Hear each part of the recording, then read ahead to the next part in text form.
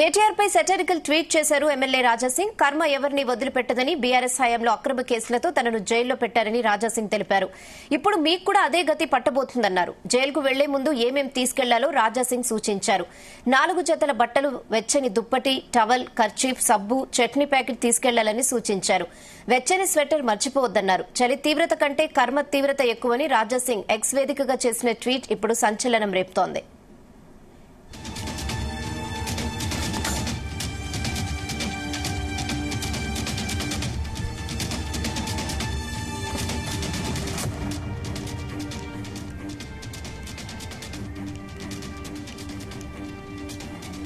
కేటీఆర్ పై satirical tweet చేశారు MLA Raja Singh. కర్మ ఎవరిని వదిలిపెట్టదని, బీఆర్ఎస్ హయాంలో అక్రమ కేసులతో తనను జైల్లో పెట్టారని రాజాసింగ్ పేర్కొన్నారు. ఇప్పుడు మీకు కూడా అదే గతి పట్టబోతుందన్నారు. ఇదే విషయంపై మరిన్ని అప్డేట్స్ మా ప్రతినిధి శ్రీచరణ్ అందిస్తారు. శ్రీచరణ్. రెహానా గోషామహల్ ఎమ్మెల్యే రాజాసింగ్ మరోసారి సెటరికల్ ట్వీట్ చేశారు ఎక్స్ వేదికగా. ఎప్పుడు కూడా అనునిత్యం కూడా ఏదో ఒకటి సెన్సేషనల్ కామెంట్స్ చేస్తూ కూడా రాజాసింగ్ ఉంటారు. మనందరికీ తెలిసిందే.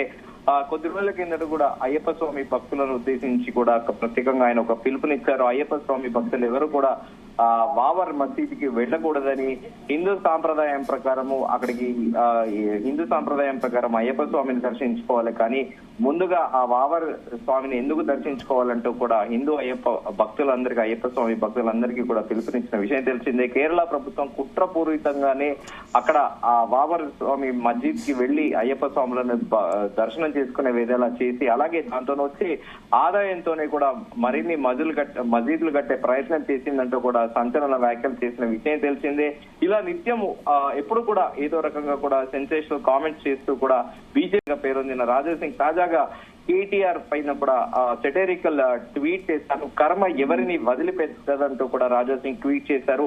బీఆర్ఎస్ హయాంలో అక్రమ కేసులతో తనను జైల్లో పెట్టారని కూడా రాజాసింగ్ ప్రస్తావించారు. ఇప్పుడు మీకు అదే గతి పట్టబోతోంది అంటూ కూడా ట్వీట్ చేశారు. జైలుకు వెళ్లే ముందు ఏం తీసుకెళ్లాలో రాజాసింగ్ ఎక్స్ వేదికగా ట్వీట్ చేయడం కూడా సంచలనాత్మకంగా మారింది. 4 జతల బట్టలు, వెచ్చటి దుప్పటి, టవల్, కర్చీఫ్, సబ్బు, అలాగే చట్నీ ప్యాకెట్ తీసుకెళ్లాలని కూడా సెటరికల్ గా రాజాసింగ్ ఎక్స్ వేదికగా కూడా కేటీఆర్ ఉద్దేశిస్తూ ట్వీట్ చేశారు.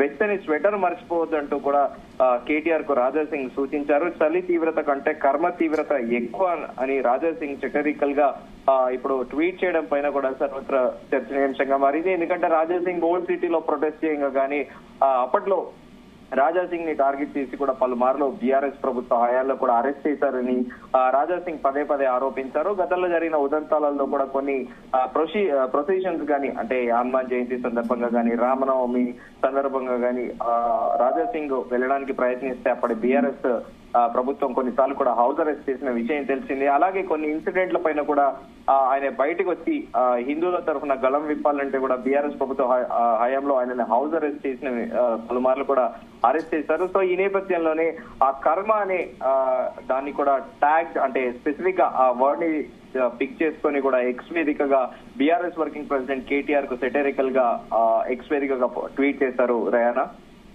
Okay Sricharan, thanks for the updates.